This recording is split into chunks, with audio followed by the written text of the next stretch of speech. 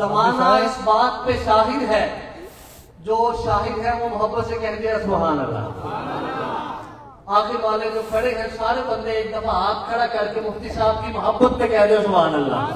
اور اتنی دیر نہیں ہوئی، اتنے نہیں آپ تھکے جتنی تھکاوٹ آپ محسوس کر رہے ہیں۔ مفتی صاحب تو دن رات سفر میں ہوتے ہیں اور لمبے لمبے سفروں میں ہوتے ہیں، لیکن ان کے چہرے سے ہمیں تھکاوٹ نظر نہیں آ رہی۔ تو آپ بھی کم از کم مسکرا کے بیٹھیے، خوش ہو کے بیٹھیے کہ یہ خوش ہو جائے۔ زمانہ اس بات پہ شاہد ہے، اے عبد الواحد میرے مسلک میں تو واحد ہے، اے عبد الواحد۔ زمانہ اس بات پہ شاہد ہے، اے عبد الواحد میرے مسلک میں تو واحد ہے، اے عبد الواحد۔ دلیل ایسی کہ ہر ایک لاجواب ہو جائے۔ کوئی سوال کرے مفتی صاحب دلیل دیں گے، بندہ لاجواب ہو جائے گا۔ دلیل ایسی کہ ہر ایک لاجواب ہو جائے، ہزاروں لوگ بدلے جہاں تیرا خطاب ہو جائے۔ مناظر اسلام، محقق اسلام، سرمایہ اہل سنت حضرت مولانا مفتی عبد الواحد قریشی صاحب کا الحمدللہ وحدہ والصلاة والسلام علی من لا نبی بعدہ، اما بعد فاعوذ باللہ من الشیطان الرجیم، بسم اللہ الرحمن الرحیم، واما بنعمت ربک فحدث۔ عن عبداللہ ابن عمرو بن عاص رضی اللہ تعالی عنہما قال كل شيء أكتبه أسمعه من رسول الله صلى الله عليه وسلم، فنهتني قريش فقالوا ورسول الله صلى الله عليه وسلم بشر يتكلم في الغضب والرضا، فأمسكت عن الكتاب فذكرت ذلك للنبي صلى الله عليه وسلم، فأومى بأصبعيه إلى فيه فقال اكتب فوالذي نفسي بيده ما يخرج منه إلا حق۔ رواه الإمام الهمام أبو داود في سننه۔ اللهم صل على محمد وعلى آل محمد كما صليت على إبراهيم وعلى آل إبراهيم إنك حميد مجيد۔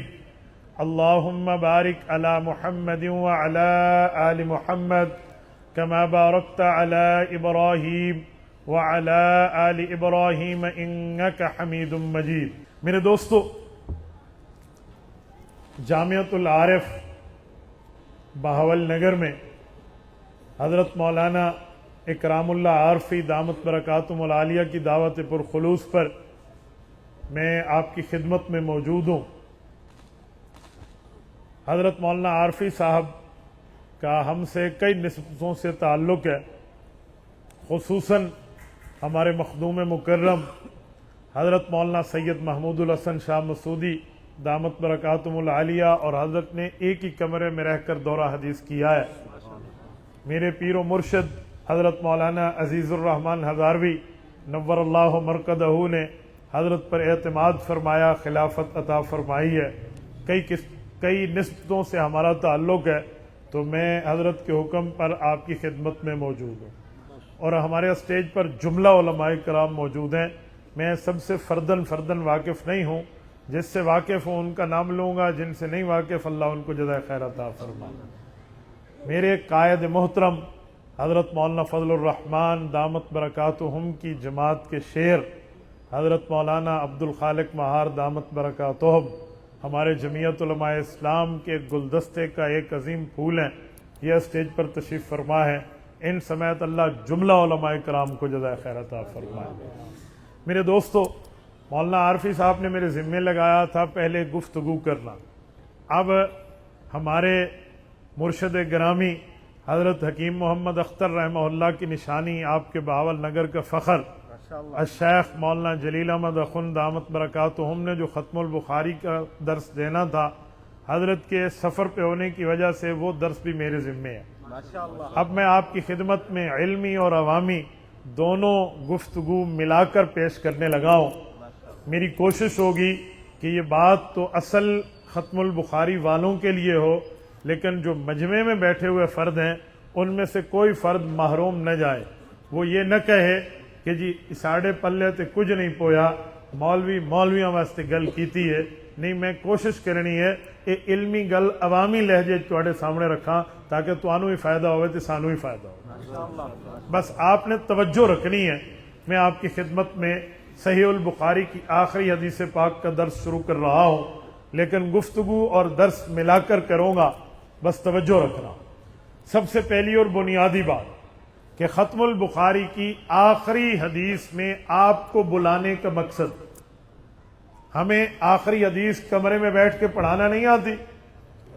ہم پوری بخاری پڑھا سکتے ہیں، آخری حدیث پڑھانے کے لیے مجمع بلاتے ہیں. وجہ تو اس کا جواب ایک ہے میں پیش کروں، اس سے بہتر ہے میں اپنے سے کسی بڑے بزرگ کے قول کو پیش کروں. شیخ الحدیث جامعہ اشرفیہ لاہور حضرت مولانا عبد الرحمن اشرفی رحمہ اللہ، وہ اس کا بڑا پیارا جواب ارشاد فرمایا کرتے تھے. حضرت فرماتے تھے کہ ہم نے آخری حدیث میں آپ کو اس لیے بلایا ہے کہ آپ لوگ تاجر ہیں، آپ لوگ معاشرے میں جاب کرتے ہیں، معاشرے کی مصروفیت آپ کے سر پہ ہے، آپ حدیث پاک کو مکمل وقت نہیں دے سکتے، تو ہم نے آپ کو اس مسبوق نمازی پہ قیاس کر لیا ہے جو نمازی بالکل آخری اتحیات میں آ کے ملتا ہے.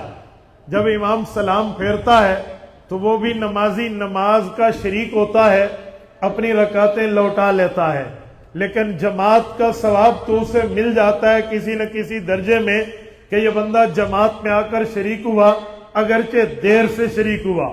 حضرت مولانا اکرام اللہ عارفی صاحب نے آپ کو یہاں بلایا، ہمیں یہاں بلایا کہ جی پورا سال تو ان خوش نصیبوں نے بخاری پڑھی ہے، آپ نے حدیث میں شمولیت نہیں کی، اب آپ آخری رکعت میں شامل ہو جائیں تاکہ پوری حدیث پاک کے ثواب کا حصہ آپ پا جائیں. آپ کو بلانے کا مقصد صرف یہی ہے. اب میں آپ کی خدمت میں حدیث پاک پیش کر رہا ہوں، لیکن چاہوں گا حدیث پاک سے پہلے میں حدیث کی عظمت، حدیث کا مقام، حدیث کا مرتبہ، حدیث کا درجہ، حدیث کی حیثیت، حدیث پاک کی ویلیو آپ کی خدمت میں رکھوں کہ حدیث پاک کی عظمت کیا ہے. میرے دوستو، میں حدیث پاک کی عظمت شروع کر رہا ہوں. ایک ہے ایمان لانا، ایک ہے دلیل دینا. جب ہم دلیل دیتے ہیں، دلیل دینے میں پہلا نمبر اللہ کے قرآن کا ہے، دوسرا نمبر حضور کے فرمان کا ہے، کیونکہ دلائل میں ثبوت کے لیے پہلا نمبر قرآن کا، دوسرا نمبر حضور کے فرمان کا. یہ ترتیب دلائل ہے، لیکن ترتیب ایمان کچھ اور ہے. ایمان لانے کے لیے حدیث کا نمبر پہلا ہے، قرآن کا نمبر اس کے بعد ہے. آپ کے ذہن میں شاید خیال اٹھے اور آپ کے اس لمحے میں آپ اونگ رہے ہو، مولانا آپ نے کیا بات کر دی ہے. میں اپنی بات پہ دلیل پیش کرنے لگا ہوں. میں نے کہا جب ہم دلیل پیش کرتے ہیں، پہلا نمبر قرآن کا ہے، دوسرا نمبر فرمان کا ہے، لیکن جب ایمان لاتے ہیں، قرآن کا نمبر بعد میں ہے، حضور کے فرمان حدیث کا نمبر پہلے ہے. آپ کہیں گے کیسے؟ میں سمجھانے لگا ہوں. قرآن کریم 30 پاروں پہ مشتمل، قرآن کریم 114 سورتوں پہ مشتمل، قرآن کریم 7 منازل پہ مشتمل، قرآن کریم 540 رکوع پہ مشتمل، قرآن کریم 120 پاؤں پہ مشتمل. یہ کتاب کس نے اتاری ہے؟ جواب چاہیے سارے مجمع سے، کس نے اتاری ہے؟ سب بولیے، 2-4 بول رہے ہیں، مزہ نہیں آ رہا. یہ کتاب کس کی کتاب ہے؟ اللہ نے آپ کو زبان دی ہے، مجھے جواب چاہیے، کس کی کتاب ہے؟ اللہ کی. یہ کتاب اللہ کی ہے، اسے مانو. یہ ہمیں کس نے بتایا؟ بولیے بولیے، یہ کس نے بتایا؟ محمد الرسول اللہ صلی اللہ علیہ وسلم نے. یہ حضور نے بتایا. ہم نے حضور کی بات کو سچا مانا، اس لیے قرآن کو سچا مانا، حضور کی حدیث کو سچا مانا، اس لیے قرآن کو سچا مانا. تو پہلے ایمان حدیث پر ہوا، پھر ایمان قرآن پر ہوا. ترتیب دلائل میں قرآن پہلے، حدیث بعد میں، ترتیب ایمان میں حدیث پہلے، قرآن بعد میں۔ بہاول نگر کے غیرت مندوں، میں ایک جملہ کہنے لگا ہوں، مجھے بتائیں ہم نماز میں قرآن پڑھتے ہیں یا حدیث پڑھتے ہیں؟ کیا پڑھتے ہیں؟ حدیث نہیں پڑھتے؟ پورا مجمع قرآن کہہ رہا ہے۔ اللہ کے بندوں، میں نے کہا توجہ، ہم نماز شروع حضور کی حدیث پہ کرتے ہیں، نماز ختم حضور کی حدیث پہ کرتے ہیں۔ قرآن پڑھنے کا مجھے انکار نہیں ہے، قرآن بھی پڑھتے ہیں، حدیث بھی پڑھتے ہیں۔ آپ کہو قرآن اونچا جہری پڑھتے ہیں، میں کہوں گا حدیث بھی ہم جہری پڑھتے ہیں۔ میں حدیث کی دلیل لانے لگا ہوں، کم از کم 1 درجن حدیثیں ہم نماز میں پڑھتے ہیں۔ آپ شمار کرتے جانا، ہم نماز شروع کرتے ہیں، تعیین نیت کے بعد ثنا سے سبحانک اللہم وبحمدک وتبارک اسمک وتعالی جدک ولا الہ غیرک۔ بتاؤ کس سپارے میں ہے؟ حافظ بولے، اللہ حافظ نہ بولے، کس پارے میں ہے؟ آپ نہیں بتا سکے کیونکہ یہ قرآن میں ہے نہیں، یہ حضور کی حدیث میں ہے۔ اس کے بعد ہم اعوذ باللہ من الشیطان الرجیم پڑھتے ہیں۔ بولیے یہ تحفظ کے الفاظ کس پارے میں ہیں؟ جی نہیں، تحفظ کے الفاظ قرآن میں نہیں ہے، حکم تحفظ قرآن میں ہے۔ فَإِذَا قَرَأْتَ الْقُرْآنَ فَاسْتَعِذْ بِاللَّهِ مِنَ الشَّيْطَانِ الرَّجِيمِ، یہ حکم تحفظ ہے، حکم قرآن میں ہے، لفظ حضور کی حدیث میں ہے۔ ہم قرآن پاک سے پہلے پیغمبر کی کتنی حدیثیں پڑھ رہے ہیں؟ بولیے بولیے کتنی؟ 2۔ اس سے آگے چلیے، ہم نے بسم اللہ پڑھی، چلو بسم اللہ قرآن کی آیت، انہو من سلیمان وانہو بسم اللہ الرحمن الرحیم۔ اس کے بعد سورۃ الشافعہ، سورۃ الفاتحہ پڑھی، یہ قرآن کا حصہ۔ لیکن جب قرآن پاک کی سورت فاتحہ مکمل ہوئی، ہم نے کہا، بولیے بولیے، کہا آمین۔ آمین کس پارے میں ہے؟ کس آیت میں ہے؟ کس سورت میں ہے؟ نیل، قرآن میں نہیں ہے، حضور کی حدیث میں ہے۔ یہ 3 نمبر پہ ہم حضور کی حدیث نماز میں پڑھتے ہیں۔ ہم اس سے آگے چلیں، سورت پڑھی، رکوع کیا، سبحان ربی العظیم وبحمدہ کسی پارے میں نہیں ہے، حدیث میں ہے۔ سمع اللہ لمن حمدہ کسی پارے میں نہیں ہے، حدیث میں ہے۔ ربنا لک الحمد کسی پارے میں نہیں، حدیث میں ہے۔ حق نے سجدہ کیا، سبحان ربی الاعلی وبحمدہ کسی پارے میں نہیں ہے، حدیث میں ہے۔ سجدے سے سر اٹھایا، اللہ اکبر کیا، رب اغفر لی وارحمنی قرآن میں نہیں ہے، حدیث میں ہے۔ پھر سجدے میں سر رکھا، تسبیح سجدہ پڑھا، قرآن میں نہیں ہے، حدیث میں ہے۔ آپ کہہ رہے ہیں ہم نماز میں قرآن پڑھتے ہیں؟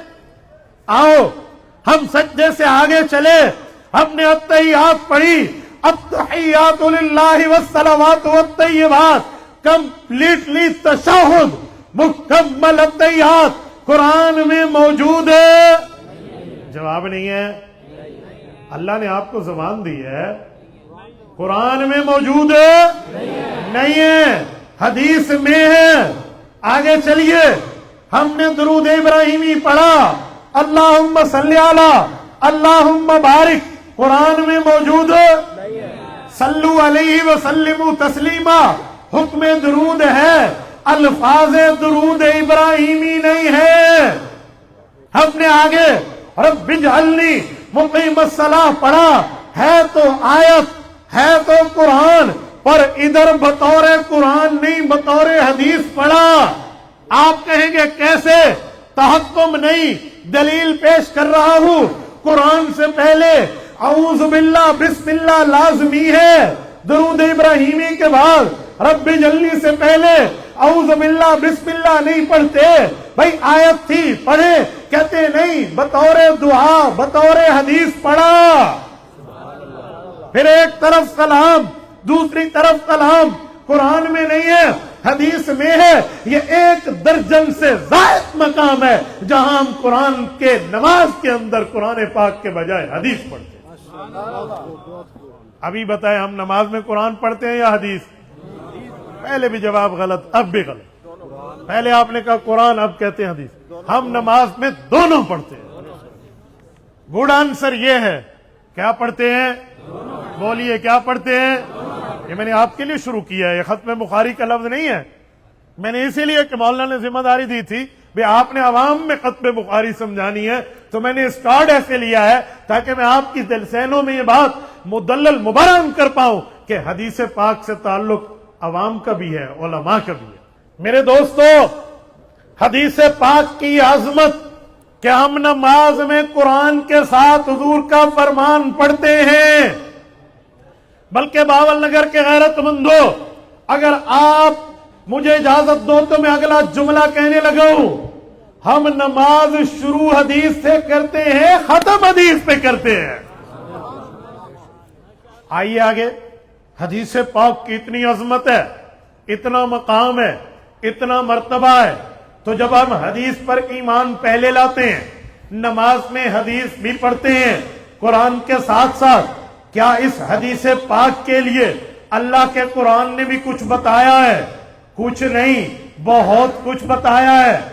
میں حضرت علامہ شبیر احمد عثمانی رحمہ اللہ کی فضل الباری تقریر بخاری سے ایک دلیل پیش کرنے لگا ہوں۔ فرماتے ہیں حدیث کو بیان کرنا، حدیث سنانا، حدیث بتانا، حدیث سمجھانا، یہ اللہ نے قرآن میں حکم دیا ہے۔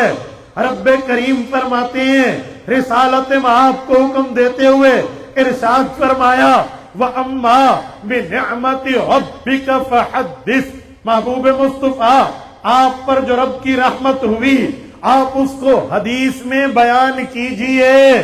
فرمایا فحدث سے حدیث پاک نکلی ہے۔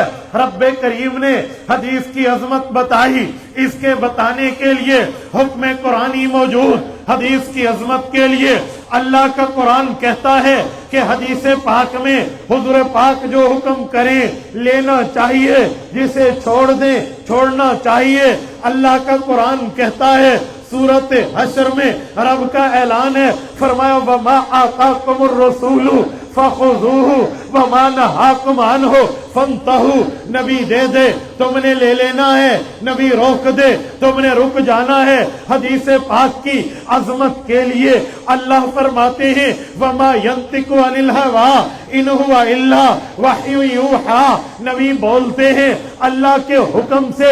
علماء سمجھیں گے یہاں بولنے کے لیے لفظ کلام نہیں ہے، وَمَا يَتَكَلَّمُ عَنِ الْهَوَىٰ نہیں ہے کہ نبی کلام کرتے ہیں اپنی مرضی سے، نہیں، اللہ کے حکم سے۔ یہاں لفظ ہے وَمَا يَنْطِقُ عَنِ الْهَوَىٰ، ينطق بھی بولنے کو کہتے ہیں، کلام بھی بولنے کو کہتے ہیں، پر ایک فرق ہے، کلام پورے جملے کو کہتے ہیں اور نطق ادھورے جملے کو کہتے ہیں۔ قرآن بتاتا ہے علمنا منطق الطیر، حضرت داؤد علیہ السلام کو اللہ نے پرندوں کی بولیاں سکھائی تھی۔ پرندے کی پوری بات نہیں ہے، ادھوری بات ہے، سمجھ میں آنے والی نہیں ہے، بغیر سمجھے بات ہے، اللہ نے اس پہ بھی نطق کے لفظ کا اطلاق کیا ہے۔ یہاں فرمایا وَمَا يَتَكَلَّمُ نہیں، وَمَا يَنْطِقُ عَنِ الْهَوَىٰ إِنْ هُوَ إِلَّا وَحْيٌ يُوحَىٰ، کہ نبی پاک بولیں ادھورا جملہ بھی تب بھی اللہ کی طرف سے ہے، جب پورا بولیں گے یقیناً اللہ کی طرف سے ہے۔ حدیث پاک کی عظمت، اللہ کے قرآن نے نبی پاک کے فرمان کی عظمت بتائی ہے۔ آپ کہیں گے کیسے؟ قرآن کریم کہتا ہے، فرمایا اے اللہ کے اے رسول اللہ اعلان کر دیں، اعلان فرمائیں یا ایھا الذین آمنوا اطیعوا اللہ واطیعوا الرسول واولی الامر منکم، اے لوگو خدا کی مانو، مصطفیٰ کی مانو، فقہا کی مانو، فَإِن تَنَازَعْتُمْ فِي شَيْءٍ فردوہ الاللہ والرسول. فقہا میں کسی مسئلے کے اندر اختلاف ہو جائے وہ فیصلہ قرآن سے کرائیں, حضور کے فرمان سے کرائیں. ذالک خیر و احسن تأویلا. جب تمہارے اختلاف کا فیصلہ اللہ کے قرآن سے ہوگا, تمہارے اختلاف کا فیصلہ آقا کے فرمان سے ہوگا, یہ شروع بھی بہتر, یہ آخرت بھی بہتر. اللہ کے قرآن نے حضور پاک کے حدیث پاک کی عظمت, حضور کے حدیث کی ویلیو, حضور کے حدیث کی اہمیت کو ایسے فرمایا کہ جو آدمی قرآن و حدیث کے بعد حضور پاک سے اور اللہ سے اور اجماع امت سے منہ پھیرے گا سزا یافتہ بنے گا, قیامت میں گرفت ہوگی. رب فرماتے ہیں وَمَن يُشَاقِقِ الرَّسُولَ مِن بَعْدِ مَا تَبَيَّنَ لَهُ الْهُدَىٰ وَيَتَّبِعْ غَيْرَ سَبِيلِ الْمُؤْمِنِينَ نُوَلِّهِ مَا تَوَلَّىٰ وَنُصْلِهِ جَهَنَّمَ وَسَاءَتْ مَصِيرًا.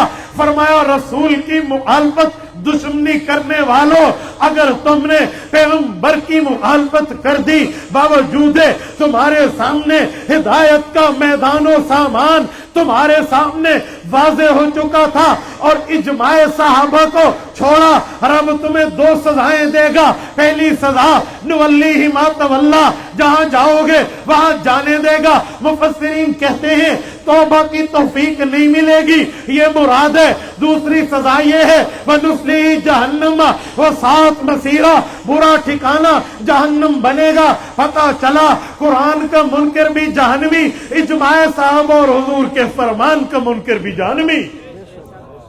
حدیث کی عظمت, حدیث کی ویلیو, حدیث کی مرتبت, حدیث پاک کی اہمیت رب کریم نے اپنی زبان میں رسول کریم پر قرآن کریم کی شکل میں بیان کر دی ہے. تو یہ اس حدیث پاک کی کتاب میں آپ کے سامنے کھولے ہوئے, یہ عظمت ہے حضور کے فرمان. اب دوسرا نمبر, حضور پاک صلی اللہ علیہ وآلہ وسلم کی اس حدیث کی عظمت کیا ہے, ویلیو کیا ہے, مرتبت کیا ہے, درجہ اور رتبہ کیا ہے. نبی پاک صلی اللہ علیہ وآلہ وسلم کی حدیث پاک کی میرے دوستو میں سمجھانے لگا ہوں.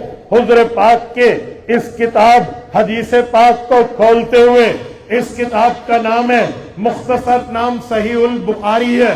صحیح البخاری امام محمد بن اسماعیل البخاری رحمہ اللہ نے, میرے دوستو امام بخاری نے صحیح بخاری کو لکھا. آؤ میں خدمت میں پیش کرنے لگا ہوں امام بخاری کون ہے, مقام و مرتبہ کیا رکھتے ہیں, پھر انہوں نے کتاب لکھی یہ کیا ہے. تو آؤ پہلے ذات بخاری پہ آتے ہیں, پھر کام اور بات بخاری پہ آئیں گے. حضرت امام بخاری کون ہے؟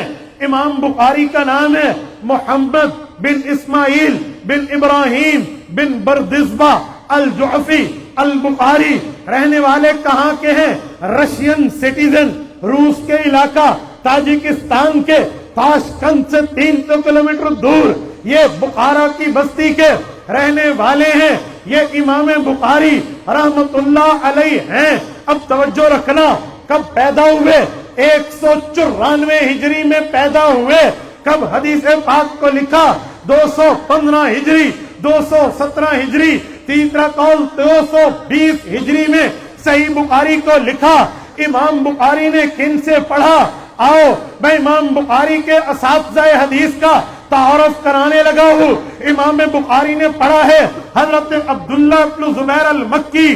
کون ہے؟ جن کا نام حمیدی ہے. امام حمیدی سے, حمیدی کون ہے؟ شاگرد ہیں عبد الرزاق ابن الحمام الصنعائی کے. عبد الرزاق کون ہے؟ شاگرد ہیں امام اعظم ابو حنیفہ نعمان بن ثابت کے.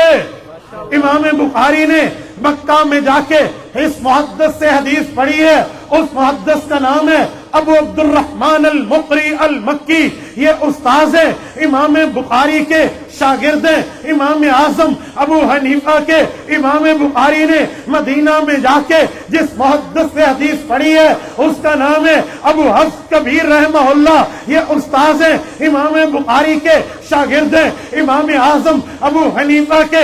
इमाम बुखारी ने जिस शख्सियत से हदीस पाक पढ़ी है उसका नाम है अल मुहद्दिसुन नाकिद फज़ल इब्न दुकैन अल कूफी। ये इमाम बुखारी के उस्ताद हैं इमाम आजम अबू हनीफा के, शागिर्द हैं इमाम बुखारी ने जिस शख्सियत से हदीस पढ़ी है उसका नाम है मुहद्दिस अबू आसिम अन-नबील ज़िहाक इब्न मखलद रहमहुल्लाह। ये उस्ताद है इमाम बुखारी के, शागिर्द हैं इमाम आजम अबू हनीफा के। इमाम बुखारी ने जिससे हदीस पढ़ी है इसका नाम है इमाम खल्लाद इब्न यहया। ये उस्ताद हैं इमाम बुखारी के, शागिर्द हैं इमाम आजम अबू हनीफा के। बगदाद में आए तो इमाम बुखारी ने हदीस पाक पढ़ी है अल मुहद्दिसुल अजीम अल मुहद्दिस मक्की इब्न इब्राहीम अल बगदादी से। ये उस्ताद हैं इमाम बुखारी के, शागिर्द हैं इमाम आजम अबू हनीफा के। ये मैं सिर्फ उन दिमागों को समझाने लगा हूं जिनका काम सारा दिन यही हो कि इमाम बुखारी जी ते अबू हनीफा नाल इख्तिलाफ सी, ओए अपने उस्तादां दी बेइज्जती करना। ए इमाम बुखारी जिस लेवल ते सन ना तो उन्हां दा कम नहीं, किसी बद दिमाग दा कम होना है। इमाम बुखारी ते अपने उस्तादां दी इज्जत करने वाले सन। मैं जिन्हां उस्तादां दा नाम चुकिया ए सारे मुहद्दिस इस बुखारी के अंदर मौजूद ने। मेरे दोस्तों, इमाम बुखारी ने इस तरह अपने बुजुर्गों की इज्जत की है। मैं टक्सला में था, मेरे पास कॉलेज के कुछ स्टूडेंट आए, मुझे आके कहने लगे मुफ्ती साहब एक बात का जवाब दे दें, इमाम बुखारी रहमतुल्लाह अलैह सच्चे हैं या झूठे हैं? मैंने कहा सच्चे हैं। मुहद्दिस हैं या नकली हैं? मैंने कहा असली मुहद्दिस हैं। कहते हैं फिर क्या वजह है कि वो इमाम अबू हनीफा की बात की नहीं मान रहे? तो इसका मतलब है इमाम अबू हनीफा की हैसियत इतनी नहीं है जितनी इमाम बुखारी की है। मैं समझ गया बेचारे अल चिट्टो मिनल डग्गर, इल्म से पैदल, इल्म से खाली, इल्म और मालूमात से लंगड़े लूले अंधे हैं। मैंने उन्हें कहा यार बात में तो वजन है। इमाम बुखारी को, इमाम अबू हनीफा को इमाम बुखारी की बात माननी चाहिए। इमाम बुखारी ते बड़ा मुहद्दिस, आते बड़ा मकाम, हदीस दा मुअल्लिफ, हदीस ਨੂੰ जमा ਕਰਨ ਵਾਲਾ, ਤੇ ਫਿਰ अबू हनीफा ਉਸ ਦੀ ਗੱਲ नहीं ਮੰਨੀ, ऐते ज्यादती है। वो बंदे थोड़े होर चौड़े हो गए। आ मौलवी भी साड़ी गल मन गया। मैं कि यार एक काम ते करो, मैं बड़े अरसे तो तलाश कर रहा, मैनू हवाला नहीं लभ रहा, तुसी मैनू हवाला ते लभ के दिओ। कहंदे ने केड़ा हवाला? मैं कहा जी गूगल तुहाडे कोल है, ए तुहाडा पंजवां छठा इमाम है, ए गूगल करके वेखो इमाम अबू हनीफा फौत किस जमाने च होए सन ते इमाम बुखारी पैदा किहड़े जमाने च होए सन। गूगल ते वड्डा एतबार है इन्हां दा। जिन्हां दी जिंदगी उलमा दी मुखालफत गुजरी होवे उन्हां बुखारी तो नहीं पूछना, उन्हां इमाम गूगल तो पूछना है, चैट जीटीपी तो पूछना। इन्ना एक इल्म है। उन्होंने गूगल किया, गूगल करके कहने लगे इमाम अबू हनीफा 150 हिजरी में फौत हुए हैं। मैंने कहा ठीक हो गया, 150 हिजरी, जब हुजूर की हिजरत को 150 साल गुजर गए। कहते हाँ। मैंने कहा अब इमाम बुखारी पैदा कब हुए? इमाम अबू हनीफा तो 150 हिजरी में फौत हुए, इमाम बुखारी पैदा कब हुए? उन्होंने फिर बारलाफ इमाम बुखारी सर्च किया तो 194 हिजरी आया और अब एक दूसरे को देखने लगे। मैंने कहा की है, मैनू दसो ते सही ना, मैनू हवाला दो, अल्लाह दे बंदे एहसान करो मेरे ते, कदू फायदा होए ने इमाम बुखारी 194 हिजरी। मैंने कहा इमाम अबू हनीफा को फौत हो के काम करके दुनिया में इस्लाम फैला के गए हुए कितना अरसा गुजर गया था? कहते हैं 44 साल। मैंने कहा तुसी की समझा सी? अबू हनीफा नाल वाले चक दे इमाम दा नाम इमाम हनीफा है, नाल दा जेड़ा चक है इस चक दे इमाम दा नाम अबू हनीफा। इन्हों कहा इमाम बुखारी दी गल मान। अच्छा एक दूजे नु वेखन। और मैंने कहा अल्लाह के बंदो, इमाम अबू हनीफा वो है जिस वक्त वो दीन का काम करके दुनिया से तशरीफ ले गए, आधी सदी गुजरी अबू हनीफा के बाद फिर इमाम बुखारी पैदा हो गए। अब बता किसको किसकी बात माननी चाहिए? अच्छा मौलाना हम फिर मिलेंगे, तुसी फिर नहीं मिलना। सी यू अगेन, कोई सी यू अगेन नहीं है। हजरत ये उन दिमागों को समझा रहा हूं कि तुम्हें सिर्फ बुखार आता है, बुखारी नहीं आती। वो कहते ना बिन इश्क मोहम्मद जो पढ़ते हैं बुखारी, बुखार इनको आता है, बुखारी नहीं आती। यार अपने उस्तादां दे नाल कोई लड़ाई बढ़दी है? अज दा कोई शागिर्द किसी उस्ताद के खिलाफ गल करे, कहंदे ने ओ जिस तिनू पढ़ाया ते इमाम अबू हनीफा ते इमाम बुखारी दे दादा उस्ताद ने। दादा उस्ताद ने भी उस्ताद ने और इज्जत एहतराम करने वाले लोग सन। ठीक है, तवज्जो। एक जवाब और, शायद मेरे जाने के बाद कोई आपको कहे आ मुफ्ती अब्दुल वाहिद ਤੁਹਾਡੇ सामने 2 नंबरी की थी, पूछो इस तू मैं उस सवाल ਨੂੰ भी हल कर दे जावा। पता की कहते ने, अगर इतनी इज्जत थी इमाम बुखारी की नजर में इमाम हनीफा की, तो पूरी बुखारी में इमाम अबू हनीफा का नाम क्यों नहीं लिया? कहेंगे, मैं इसका भी जवाब देता जाऊं। बिल्कुल ठीक है भाई, एतराज करना तेरा काम, लेकिन अब सीना संभाल के बैठ, जवाब हमारा काम। इधर आ सितमगर हुनर आजमाए तो तीर आजमा हम जिगर आजमा। मैंने कहा इमाम अबू हनीफा का नाम नहीं लिया, इसका क्या मतलब कि इमाम हनीफा के मुखालिफ हैं? कहते बज़ाहिर तो यही लगता है। मैंने कहा इमाम बुखारी खुद किस इमाम के मुक़ल्लिद हैं? इनके इमाम का नाम लो। कहते इमाम शाफ़िई रहमहुल्लाह, ये इमाम बुखारी के इमाम हैं। तबक़ात शाफ़िया में इमाम बुखारी का जिक्र मौजूद है, पता चला ये इमाम शाफ़ी के मुक़ल्लिद हैं। मैंने कहा ठीक है, अपने इमाम की तो इमाम बुखारी इज्जत करते थे। कहते जी हाँ। मैंने कहा आओ पहले बाब से आखिरी बाब तक मुझे बुखारी में इमाम शाफी का नाम दिखा दो। तू दिखा दे, ए मैं मदीना तैयबा तू घड़ी तोहफा लाया, मैं देने वास्ते तैयार। ਇਹ ਚੈਲੰਜ ਮੈਂ ਆਪਣੇ ਸੂਬੇ ਦੇ ਵਜ਼ੀਰ ਆਲਾ ਅਲੀ ਅਮੀਨ ਗੰਡਾਪੁਰ ਨੂੰ ਵੀ ਕੀਤਾ ਸੀ, ਘੜੀ ਅੱਜ ਤੱਕ ਮੇਰੇ ਕੋਲ ਹੈ। ਉਸ ਵੀ ਨਹੀਂ ਜਵਾਬ ਦਿੱਤਾ ਤੇ ਤੁਸੀਂ ਵੀ ਨਹੀਂ ਦੇਣਾ। ठीक है, मुझे दिखा दे इमाम शाफी का नाम हो। अच्छा, अगली बात, इमाम मुस्लिम रहमतुल्लाह अलैह ने भी इमाम शाफी की तकलीद की है। इमाम मुस्लिम ने मुस्लिम में इमाम शाफी का नाम क्यों नहीं लिया? उत्थे भी खा दो, सही है में नहीं है। जेड़ा जवाब तुहाडा वही जवाब मेरा कॉपी पेस्ट कर ला। अब क्या, अब इसका जवाब देंगे इमाम बुखारी ने अपने जमाने के लोगों की बात की है, तो मैं कि अबू हनीफा पहले के जमाने ने सन ना, इस वजह तो अपने इमाम की गल भी नहीं की थी, इमाम हनीफा की भी नहीं की। यार अजीब बात है, ऐसा तो कोई मसला नहीं है जैसे आपने बना लिया है।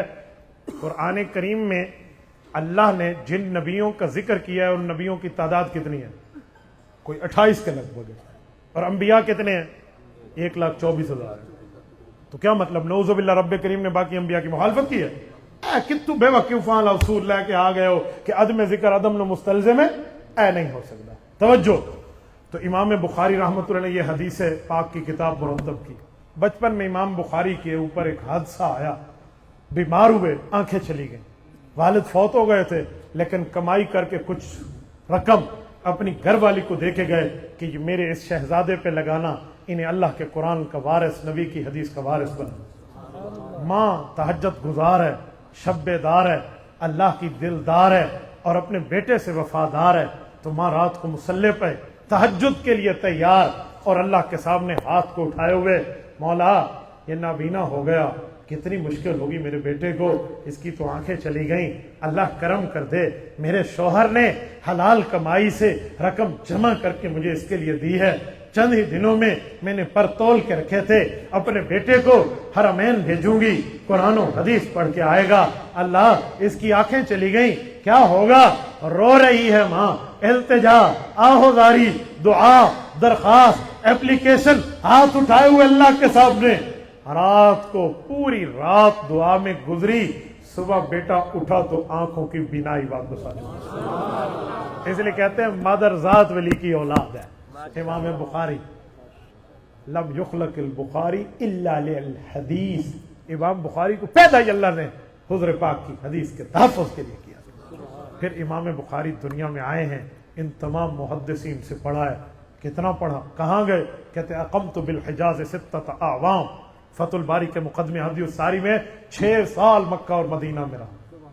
दखलतु इलल जज़ीरा अर्बअ मर्रात, कहते हैं जजीरा के मुहद्दिसीन के पास 4 मरतबा गया। ला ओसिकम दखलतु इलल कूफा व बगदाद माल मुहद्दिसीन, कहते हैं इमाम अबू हनीफा का वो शहर जहां इमाम अबू हनीफा ने इल्म पढ़ाया उसे कूफा कहते हैं, जहां तदफीन हुई उसे बगदाद कहते हैं। मैं कितनी मरतबा इल्म पढ़ने इन शहरों में मुहद्दिसीन के पास गया हूं, इतना गया कि मुझे तादाद ही याद नहीं है। ला ओसिकम दखलतु इलल कूफा व बगदाद माल मुहद्दिसीन। इमाम बुखारी जैसा ज़हीन आदमी ये क्यों कह सकता है कि मुझे याद ही नहीं है मैं इमाम हनीफा का शहर कितनी दफा गया हूं, इतना गया हूं? वजह क्या है? मदीना जाना याद है, कूफा जाना याद नहीं है। उसकी वजह, कूफा इमाम हनीफा का शहर है तो हजरत अली का भी शहर है। حضرت علی کو حضور نے فرمایا انا مدینۃ العلم و علی بابھا، علی میں مدینے کا، میں علم کا شہر ہوں، تو علم کا دروازہ ہے۔ میرے دوستو، جو طالب العلم جامعۃ العارف میں پڑھا وہ اپنے سال بتا سکتا ہے، اتنے سال پڑھا ہوں، لیکن دروازے سے کتنی مرتبہ گزرا ہوں وہ نہیں بتا سکتا۔ کوفہ علم کا دروازہ جہاں علی المرتضی دفن ہے، مدینہ علم کی منزل بتاتے ہیں، دروازہ یاد نہیں رہتا۔ امام بخاری یوں گئے ہیں، یوں جا کے پڑھا اور پڑھ کے حدیث پاک کو مرتب کیا اور آپ کے اور میرے سامنے پیش کیا۔ یہ حدیث امام بخاری نے مرتب کی ہے، پوری کتب کیسے شروع کی؟ حافظ ابن حجر اسقلانی رحمہ اللہ کہتے ہیں کہ امام بخاری نے جو ابواب لکھے ہیں نا، تراجم، جسے انگلش میں کہہ دوں ہیڈ لائنز، عنوانات، یہ جو لکھے ہیں یہ کہاں لکھے ہیں؟ وہ کہتے ہیں میں نے ریاض الجنہ میں بیٹھ کے لکھے۔ کیوں؟ کہتے ہیں یہ استبراق بالامکنہ کی دلیل ہے۔ استبراق بالامکنہ کسے کہتے ہیں؟ کہتے ہیں جگہ بھی برکت والی ہوتی ہے، وہاں بیٹھ کے کام کریں تو کام بھی برکت والا ہوتا ہے۔ کہتے ہیں جگہ کیسے برکت والی ہے؟ کہ 15واں پارہ پہلا صفحہ اللہ نہیں فرماتے سبحان الذی اسری بعبدہ لیلا من المسجد الحرام الی المسجد الاقصی الذی بارکنا حولہ، ہم نے محمد الرسول اللہ صلی اللہ علیہ وسلم کو سیر کرائی مکہ سے مسجد اقصی تک۔ کیوں؟ مسجد اقصی کے ارد گرد رب نے برکات رکھی۔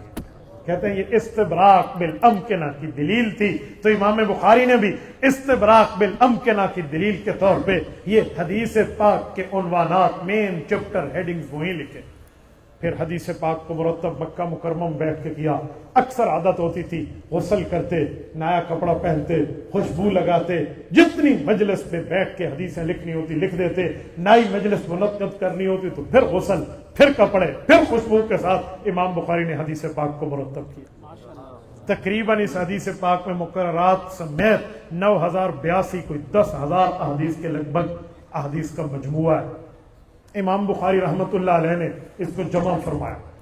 کل صحیح حدیثیں نہیں ہیں، صحیح حدیثوں کا ایک حصہ اس میں ہے، ورنہ اس سے ہٹ کے بھی صحیح احادیث دنیا میں موجود ہے۔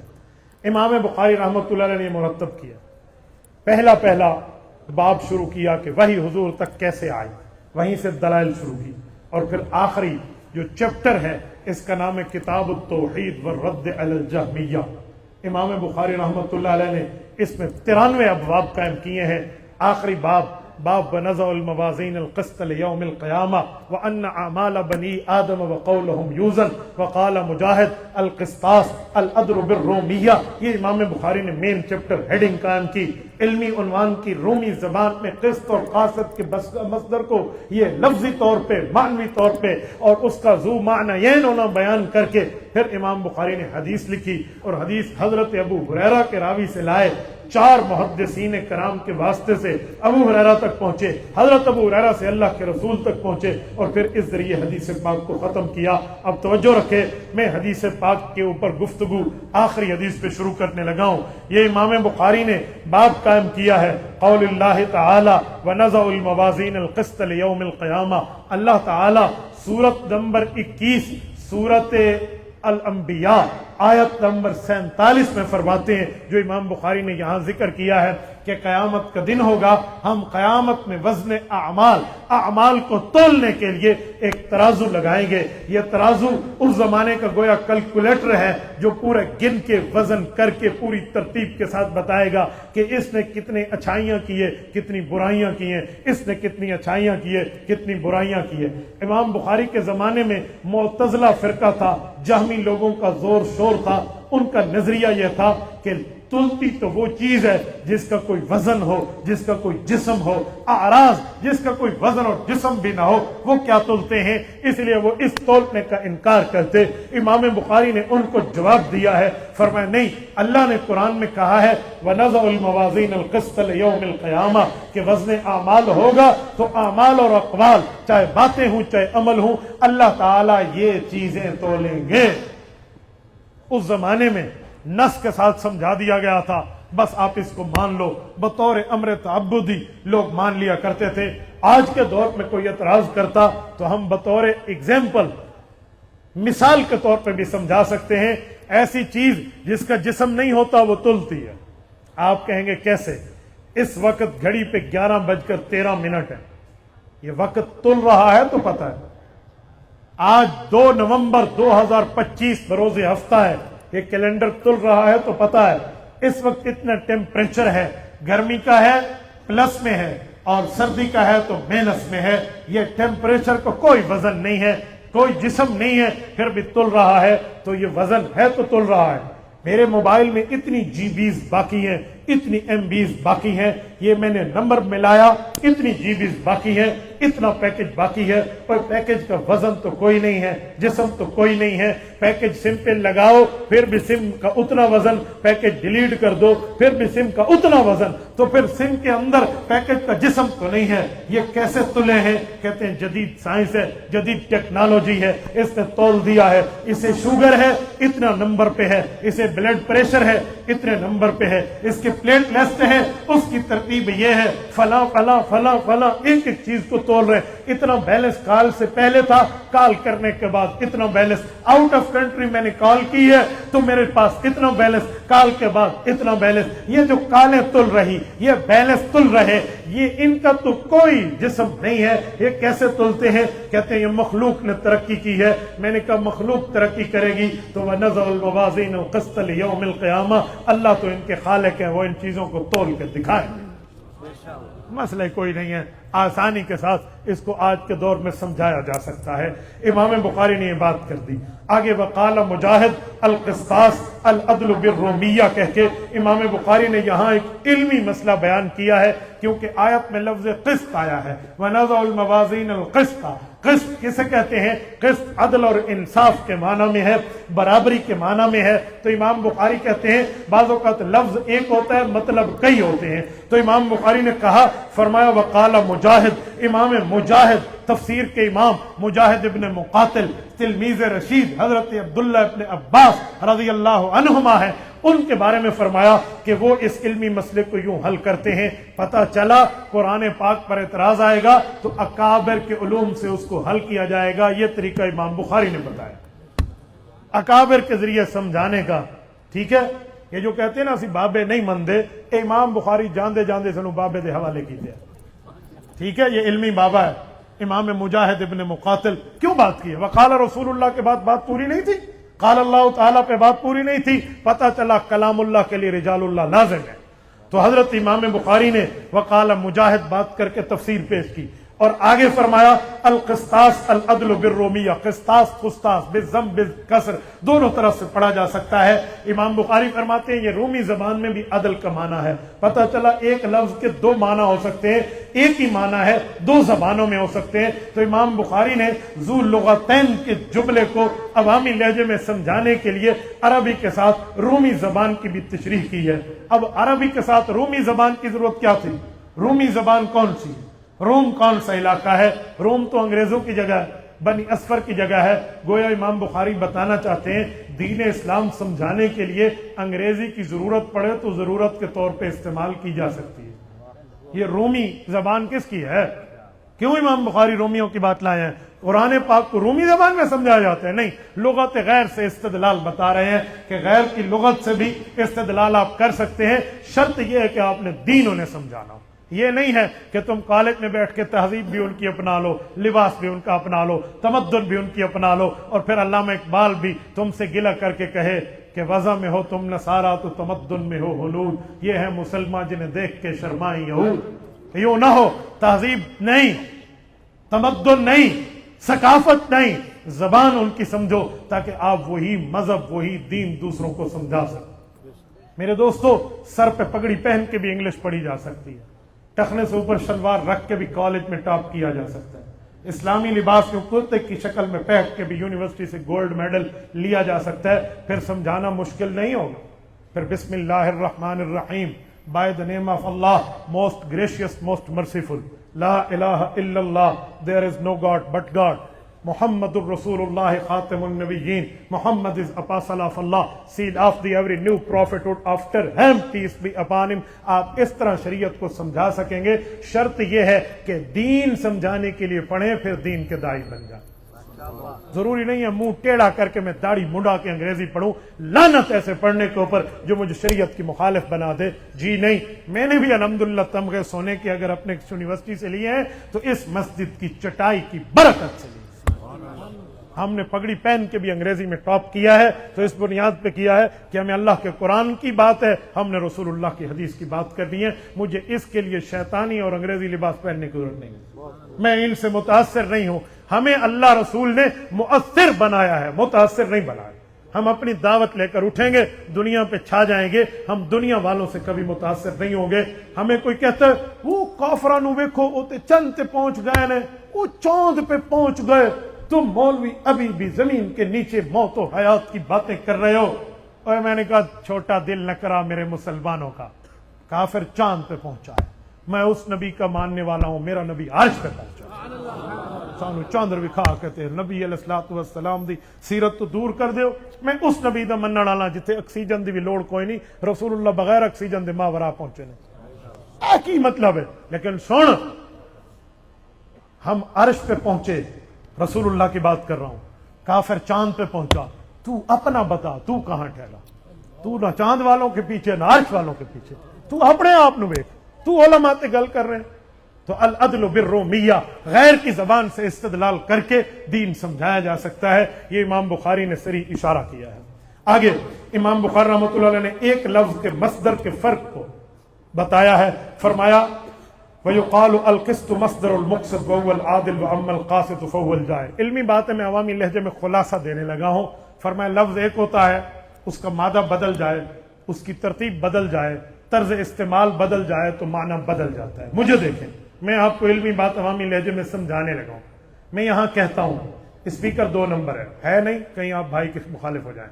اسپیکر 1 نمبر ہے، ویسے کہہ رہا ہوں. میں یہاں کہوں اسپیکر 2 نمبر ہے تو ادھر کیا مراد ہوگا کہ ڈبے ٹھیک نہیں ہیں. اور قائد ملت اسلامیہ امام انقلاب حضرت مولانا فضل الرحمان حافظ الرحمان قومی اسمبلی میں کہیں اے اسپیکر 2 نمبر ہے، ادھر معنی کیا ہوگا؟ اے ڈبا کی معنی ہونا ہے؟ لفظ تے ایک کہ میں سپیکر دی گل کیتی ہے تے معنی ڈبا ہے، تے مولانا سپیکر دی گل کرن تے معنی کی ہے؟ مولانا عبد الخالق صاحب اتنے کہندے نے او کسٹوڈین آف دا ہاؤس جڑا ایم این اے سارے نو کنٹرول کردا، اے مراد ہے. میں کہ لفظ ایک ہوندے تے مطلب 2 ہوندے. امام بخاری سمجھانا چاہندے القسط مصدر المقسط وهو العادل واما القاسط فهو الجائر. فرمایا ایک لفظ ہے، کتنے معنی اس دا عادل ہوندے تے کتنے معنی نا انصاف ہوندے. آسانی کے ساتھ سمجھایا جا سکتا ہے، کوئی اوکھی گل کوئی نہیں. آگے آئیے حدیث پاک پہ. وبه قال حدثنا احمد بن اشقاق قال حدثنا محمد بن فضيل عن عمارة بن القعقاع عن ابي زرعة عن ابي هريرة رضي الله عنه وعنه. یہ امام بخاری نے 5 امتی راوی لائے ہیں، ایک صحابی رسول ہے اور 4 صحابہ کے بعد در بعد شاگرد ہیں. یہ کون لوگ ہیں؟ میں ان کا تعارف آپ کی خدمت میں الکواکب الدراری جسے حاشیہ کرمانی کہتے ہیں اس سے پیش کرنے لگا ہوں. امام بخاری فرمانے لگے ہیں میں اپنے 4 استادوں کو لایا ہوں. پہلا استاد احمد بن اشقاب ہے، اس کا استاد محمد ابن فضیل ہے، اس کا استاد عمارہ ہے اور اس کا استاد ابو زرع ہے جس کا نام حریم ہے. یہ حاشیے میں موجود ہے. امام بخاری ان 4 کو لائے ہیں. یہ 4 کون ہیں؟ ان کی پروفائل کیا ہے؟ ان کا جو وہ ہے ہوم گراؤنڈ ہے وہ کون سا ہے؟ تو حاشیہ کرمانی میں لکھا ہے فیہ لطائف الاربع اربعۃ کلہم کوفیون. کہ یہ 4 بزرگ امام ابو حنیفہ کے پڑوسی ہیں. حضرت اکاڑوی رحمہ اللہ یہاں ایک جملہ فرمایا کرتے تھے، فرماتے تھے جاندے جاندے امام بخاری سانو پھر امام ابو حنیفہ دے حوالے کر کے گیا. ٹھیک ہے، انما الاعمال بالخواتیم. تو میرے دوستو یہ حضرت امام ابو حنیفہ سے امام بخاری کا اس شہر سے تعلق ہے کہ جاتے جاتے 4 راوی ان کے علاقے کے پیش کیے اور پھر اس کے بعد حضرت ابو ہریرہ سے حدیث لائے ہیں. توجہ، حضرت ابو ہریرہ سے کیوں لائے ہیں؟ کسی اور صحابی سے بھی لائے. کہتے ہیں اس میں ایک لطیف اشارہ ہے. اشارہ یہ ہے کہ امام بخاری نے جب بخاری شروع کی تھی تو پہلا راوی لائے تھے عبداللہ ابن زبیر المکی الحمیدی. کیوں؟ کیونکہ امام بخاری نے دعویٰ کیا تھا کیف کان بدء الوحی الی رسول اللہ، میں تمہیں بتانے لگا ہوں وحی حضور پر کیسے شروع ہوئی تھی. تو امام بخاری نے راوی مکی لایا تھا بتانے کے لیے کہ وحی مکہ سے شروع ہوئی تھی. ٹھیک ہے، جس وقت امام بخاری نے بخاری ختم کی تو آخری راوی ابو ہریرہ لائے ہیں جو مدنی ہیں، بتانا چاہتے ہیں وحی مکے سے شروع ہوئی تھی، مدینے پہ ختم ہوئی تھی. ایک اور بات، حضرت इमाम बुखारी ने अहब्बुल अस्मा की हदीस पे अमल किया है। अहब्बुल अस्मा की हदीस क्या है? इमाम अबू दाऊद सुलेमान इब्न अशअस अस्सिजिस्तानी अल-मुतवफ़्फ़ा 275 हिजरी रहमहुल्लाह हदीस पाक लाए हैं। हुज़ूर पाक ने फरमाया अहब्बुल अस्मा इलल्लाहि अब्दुल्लाह व अब्दुर्रहमान, फरमाया अल्लाह को दो नाम बड़े पसंद हैं, एक नाम अब्दुल्लाह है और एक नाम अब्दुर्रहमान है। इमाम बुखारी ने पहला रावी शुरू किया है अब्दुल्ला इब्न ज़ुबैर अल-मक्की अल-हुमैदी, उनका नाम अब्दुल्ला था। इमाम बुखारी आखिरी रावी लाए हैं अबू हुरैरा, इनका नाम अब्दुर्रहमान बिन सखर है। इमाम बुखारी ने इस हदीस पे अमल किया, अब्दुल्ला महबूब नाम से शुरू किया, अब्दुर्रहमान महबूब नाम पे ख़त्म किया। मेरे दोस्तों, हजरत इमाम बुखारी रहमतुल्लाह अलैह ने इस हदीस को इस तरह ला के काल नबी सल्लल्लाहु अलैहि वसल्लम कहकर हमें हदीस पाक की तरफ ले गए। अब हदीस पाक क्या है? हुजूर पाक सल्लल्लाहु अलैहि वसल्लम ने इसको अपने अंदाज में समझाया है। मैं उस अंदाज की तरतीब आपकी खिदमत में रखता हूँ, तवज्जो रखना।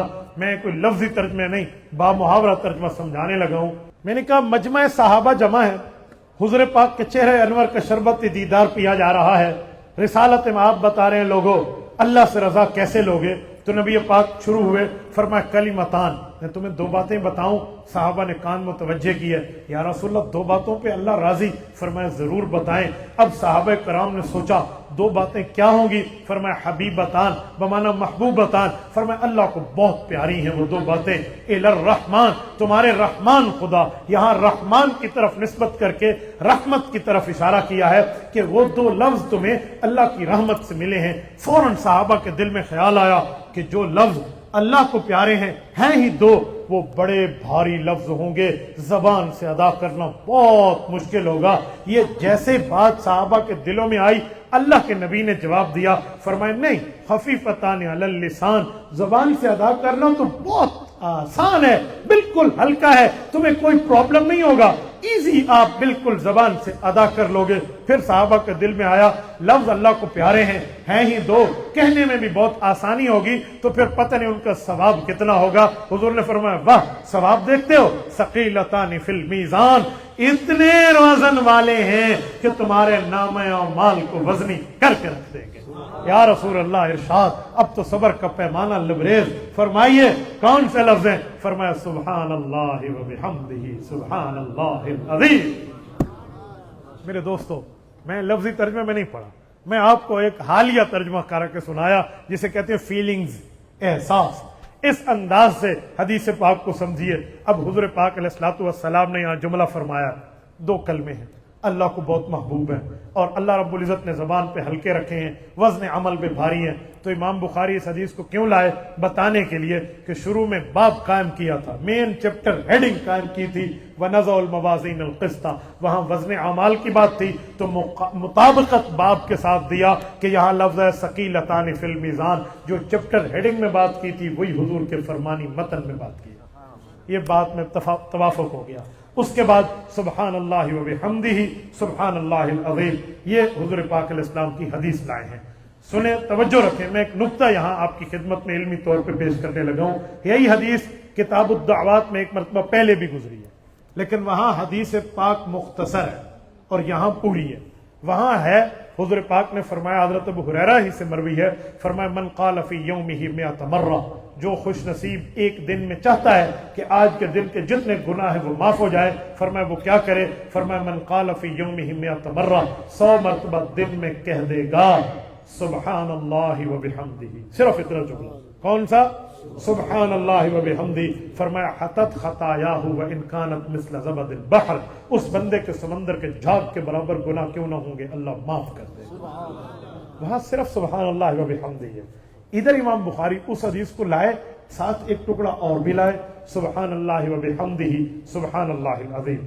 मुहद्दिसीन ने इसका तख्तिये हदीस पे महमूल किया है कि हदीस के टुकड़े मुख्तलिफ बयान करना जायज़ है, लेकिन मैं यहाँ आपको हाफिज इब्न हजर अस्कलानी रहमतुल्लाह अलैह का ज़ौक़ पेश कर रहा हूँ। वो फरमाते इमाम बुखारी ने सिर्फ तख्तिये हदीस पेश नहीं की कि हदीस का एक टुकड़ा एक जगह, दो टुकड़े दूसरी जगह। यहाँ इमाम बुखारी ने हुज़ूर पाक सल्लल्लाहु अलैहि वसल्लम के मंशा को बताया है। कहते हैं मंशा क्या है? का हुज़ूर पाक अलैहिस्सलाम ने यहाँ कलिमतान फरमाया, तो इसलिए इमाम बुखारी एक कलमा नहीं लाए, दो कलमे लाए। दूसरी वजह फरमाए मंशा ये है कि जब सुबहान अल्लाह व बिहम्दिही कहेंगे तो फिर गुनाह माफ हो जाएंगे, और आगे सुबहान अल्लाहिल अज़ीम कहेंगे तो ये सवाब हमें जन्नत में ले जाने का मूजब बन जाएगा।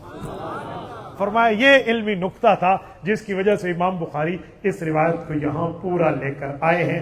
सुबहान अल्लाह व बिहम्दिही सुबहान अल्लाहिल अज़ीम। अल्लाह ताला आपको हमें सिरात मुस्तकीम अता फरमाए, दीन इस्लाम पर, शरीयत पर, ईमान पे अमल की तौफीक अता फरमाए। अक़ूलु क़ौली हाज़ा व अस्तग़फ़िरुल्लाह व आख़िरु दअवाना अनिल हम्दुलिल्लाहि रब्बिल आलमीन।